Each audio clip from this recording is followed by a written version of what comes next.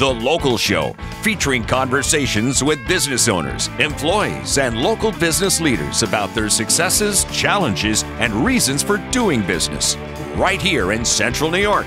The Local Show is locally produced by Zoey Advertising.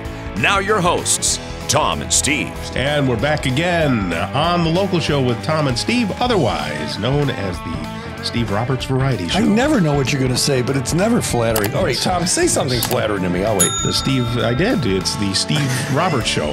I mean, how much more flattering can you get? Oh, they did a word count audit on the show, and it determined the guests speak 66% of the time. You speak 32% of the time, and I speak 3% of the time. And no, those numbers didn't add up, John. Be quiet. I think you just disproved the whole premise there, Steve, with your little diatribe.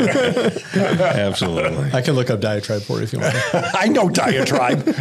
Was there somebody you wanted to talk about before we get into Attorney John Murphy? It was you. No, you know what? I did want to give a shout out to Stephanie out at Blake Jewelry. If you haven't been there, right across from Costco next to Subway, awesome place. If it's time to get a diamond, get it there. You're going to spend a fraction of what it is. She's got those lab diamonds that are real, but they're less expensive. And she's got the other ones too, if you want to pay too much.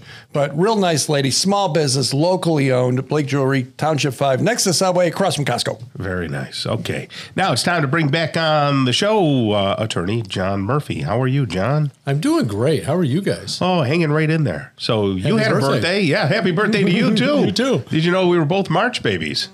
Well, I don't know. Yeah, well, now we're March seniors. I knew you were a baby. I just didn't know you were a March baby, Tom. We're marching towards seniorism. That's it drives my wife nuts because I really don't celebrate birthday. I didn't really do anything. Yeah, you know? I don't do anything crazy either. But I didn't do anything. Why are you celebrating me? My mom did all the work. Yeah. And so every year on my birthday, I send my mom flowers. Oh, and thank very her. nice. That's good. That's how I celebrate my birthday. I think that's great. Excellent. Yes. There was something I was going to ask you. Golf. Yeah. Whatever happened to Tiger Woods? Is he around anymore? I think he's supposed to play the Masters. Is he really? Yeah. He played He's the good enough to be in. 3 weeks ago. Yeah, he didn't make the cut. He had back spasms and got God. That's what he got sick. Okay, that's what I always say. He got sick. He has lifetime exemption, I think, to the Masters. Sure. Oh, he can play anytime he thinks he can play. Oh, but I think he thinks he can compete. Yeah. It's just incredible because there's a guy who was just such a phenomenal athlete and made so many headlines when he first hit the scene, and then what a life story. Just negative. Injuries. Right? Yeah. My son played really high competitive soccer, and whenever he had a chance, talking about, I don't know. He said, listen, either a coach or your body is going to say no. Oh, yeah. Which one do you want to listen to? Right. How do we get in the Masters, John? How can we pull that off? I think you got to sneak through the security. Just carry my clubs. You guys better buy tickets if you're going to the Masters. How do I get to Carnegie Hall? Right? I don't know that it takes discipline to learn estate planning, but John has been very disciplined to learn golf in a new level the last year and a half. And he is now very competitive with me, aren't you, John? I am. My goal this year is to get under a 10 handicap. So I went out Sunday actually and hit the ball pretty well. There we go. Yeah. Very nice. Okay. So tell us about your business then. Let's talk about business. Golf. I knew you guys would love to talk about golf. A golf trust. Go ahead. Tell me about a golf trust. It's somebody standing down the fairway from me when I'm teeing off. That's golf trust. That's trust. Oh, man. So the whole revocable, irrevocable, tell me the difference and why are people so scared of them? Well, revocable trusts are really simple. You can do anything you want. You can use the money in there whenever you want to. They're a wonderful tool, really designed to keep your family out of probate, right? Mm-hmm. So when you pass, if you have an asset that no longer has a living owner, like a house, that house needs to go through the probate process to have an executor appointed to sell the house or pass it on to the kids. A trust avoids that because the trust owns the house.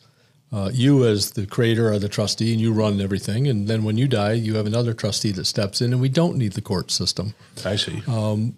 Really came into focus for a lot of people during the pandemic when we would get a lot of estates. People had died, obviously, in the pandemic at an accelerated rate.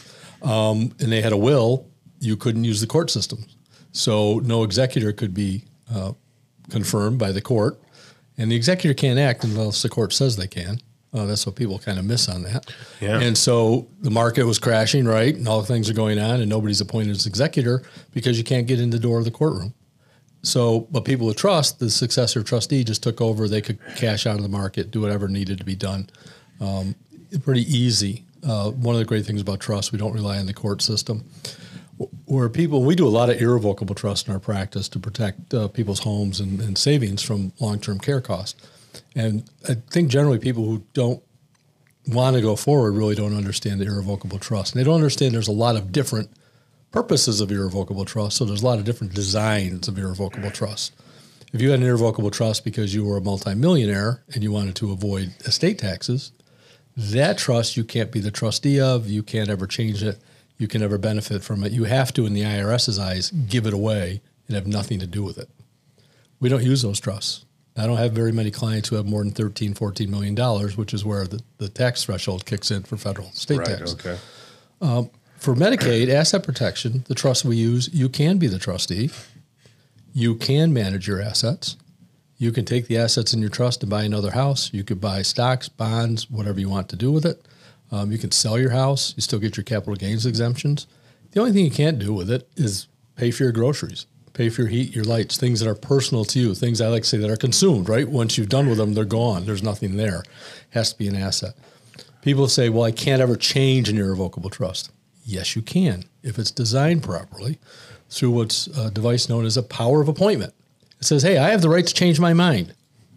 Okay? Very nice. If one of my kids, just met with some clients yesterday who unfortunately their son is no longer in contact with them. They don't even know why. But they were able to change their trust to remove him as a beneficiary of the trust. Then people say, well, you can't revoke an irrevocable trust. And I call this the Bill Clinton rule. Right? Depends what your definition of is. Right. Depends on what your definition of irrevocable is. New York State has a special statute. You can revoke an irrevocable trust as long as the people who are the beneficiaries when you die agree.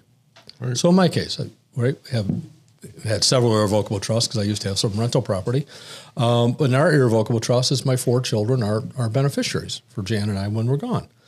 If I sent them some paperwork and said, hey, would you guys sign this? Your mom and I want to revoke the trust. And if one of them said no, okay, well, remember I can change who gets what?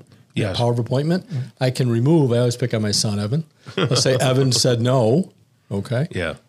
Jan and I can remove Evan as a beneficiary and we don't need his consent. Okay. So that's the don't mess with me clause. All right. Okay. This is a lightning round. Yes, no, maybe. Quick answer. Trusts are more expensive than wills. No, wills will cost you generally about 5% of your estate once you go through the probate process. Put the name, give the kids the house. That way we can't lose it to long-term care. Hate that idea because you're no longer in control. If you want to sell the house, it's not your decision. If you do sell the house, your kids are going to have to pay capital gains tax. Give the dough away. That way the government and long-term care can't take it. I can give away X amount every year, no problem. Steve, I've taught you this. The IRS is your friend when it comes to giving away money. Medicaid is not. The IRS lets you give away now up to $18,000 to anybody you want to, and it's John Murphy, for those of you thinking of give away money, M-U-R-P-H-Y, care of Steve Roberts. But Medicaid says if you gave away money in the 5 years prior to applying for Medicaid benefits for nursing home, you're not going to get Medicaid for about 1.5 months for every $18,000 you give away. My son's got power of attorney, so everything's all set when I leave. A lot of people think that your son could then disperse your estate after you go because he's power of attorney. No, the power of attorney is personal to you. It ends when you die. I put his name on the bank accounts. Oh, I hate that idea because if he has creditors, not the one son, but the other one, no, kidding boys, they could take your money because that was a gift of your money to them. All right, end of the lightning round, Tom. Oh, very good. How'd I do?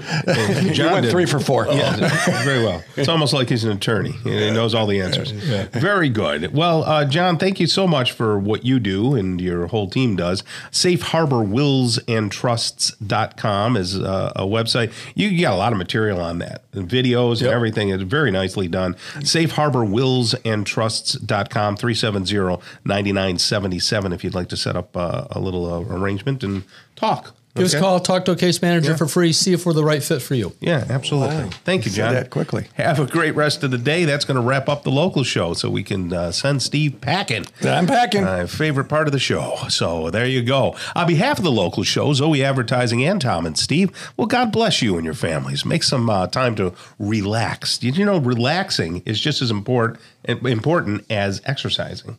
And people kind of mix that up, but you have to relax. I think it's more and important. Exercise. Yeah, right. The local show is heard every Saturday morning from 11 to 1, and then again on Sunday morning at 7 to 9. Listen together with a friend and have some fun with it. Until next week, get down to business. Keep doing business locally. Tell your friends about the local show right here on 570 WSYR 106.9 FM, the iHeartRadio app, and on YouTube at Zoey Advertising.